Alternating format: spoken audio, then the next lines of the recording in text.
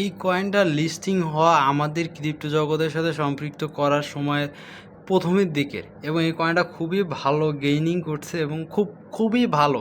যে কোনো টাইমের বুল মার্কেট বলুন বা আল্ট কয়েনকে কোনো পজিটিভ মোমেন্টামের ক্ষেত্রে এই কয়েনটা আমাদেরকে সব সময় পজিটিভ কিছুই দেখিয়েছে এবং খুবই ভালো বলতে গেলে।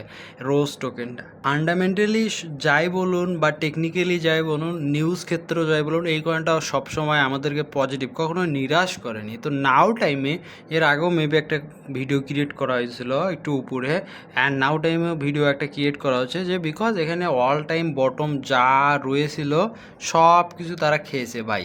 যত সম্মান ছিল সব সম্মান নিচে এসেছে, অ্যান্ড নাও টাইমে প্রায় 0.3 কয়েনটা বিলং করতেছে। রাউন্ড ফিগার বলতে গেলে যে 3.5-এর আশেপাশে মার্কেটটা চলাফেরা করতেছে। তবে এই কয়েনটা বাইং করবেন কেন, বা বাইং করা কতটা আমার জন্য জরুরি? প্রথম কথা হচ্ছে যে এই টোকেনটা মোরাল অফ দ্য স্টোরি আরও নেগেটিভ হবে। কতটা হবে আপনাকে আমি পারপাস বলে দিচ্ছি। এখন 3 রয়েছে, 3 সেন্ট, সো 32 বলতে পারি। তো এইটা ওভারঅল আরও 20% নেগেটিভ করবে। আপনাকে যদি আমি এই প্রাইসটা থেকে 20% বলি, তাহলে ওভারঅল আপনি যদি দেখেন তাহলে হ্যাঁ 2 সেন্টের আশেপাশে আপনাকে, বা 0.24, ওকে।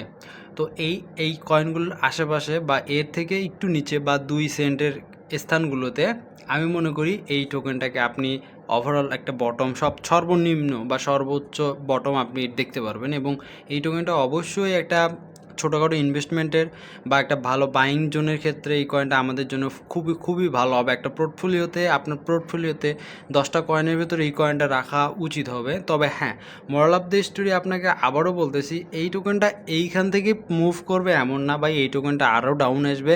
জাস্ট আপনাকে আমি এই টোকেনটার সাথে পরিচয় করে দিচ্ছি, যেন আপনি টোকেনটাকে আপনি দেখে রাখেন যে না, হ্যাঁ আমি আমার একটা মার্কে রেখেছি যে এই কয়েনটা যদি আমি পেয়ে যাই ওভারঅলভাবে আমি এই টোকেনটাকে ইনভেস্টমেন্ট করব। তো দেন নাও টাইমের যদি আপনি এই প্রাইসটা দেখুন, ধরুন 1 মাস 2 মাস পর কি এই প্রাইসগুলো এরকমই থাকবে? অল টাইম বটমে যে কয়েনগুলো এসেছে, যে কয়বারে এসেছে বা যাই আসুক, অন্য অন্য কয়েন 10টার ক্ষেত্রেও ভাই অল টাইম লো আসার পর মার্কেটের ভেতর তারা পড়ে থাকেনি ভাই, অবশ্যই তারা রিকভারি করেছে। কারণ বাইন্যান্সে প্রজেক্ট তাদের রোজ নেটওয়ার্ক না কি জানি এইটার, হ্যাঁ একটা ভালো চেনের ভেতরে এইটা বিল্ড আপ করা আছে, বিএসসি চেনের ভেতরে। তো সব দিক দিয়েই সব কিছুতেই হয়তো মার্কেটের এখন বর্তমানে সেন্টিমেন্ট খারাপ চলতেছে, কিন্তু যখন ভালো টাইম এসে যাবে তখন আপনাকে এই টোকেনগুলো অবশ্যই একটা ভালো রিটার্ন এনে দেবে। হ্যাঁ, আমার কথা যে আপনি বাই করবেন এমনটা না। আমার কথা আপনাকে যে কয়েনগুলোকে যে পারপাসে বাইং করানো হচ্ছে বা যে প্রাইসগুলোতে বাইং করার আপনাকে বলতেছি, আপনি জাস্ট দেখে যান 2 মাস 3 মাস 4 মাস পরবর্তীতে যে এই টোকেনগুলোকে আপনি কতটা গেইনফুল দেখেন বা গেইন হয়।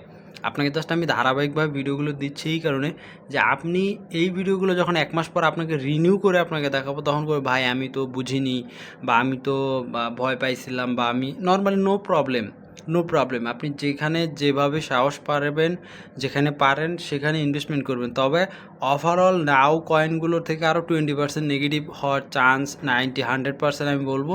তো সেই পারপাস অনুযায়ী, সেই সেট আপ অনুযায়ী এভারেজ বাইং করার যদি আপনার সক্ষমতা থাকে, আপনি করতে থাকুন। নেগেটিভ টাইমে হচ্ছে ইনভেস্টমেন্টের টাইম, পজিটিভ টাইমে পোর্টফোলিও ক্লোজ করার টাইম। ঠিক আছে, দেখা যাক আপনার বা আমার দুইজনের কথা কতটুকু সত্যতায় প্রমাণিত হয়।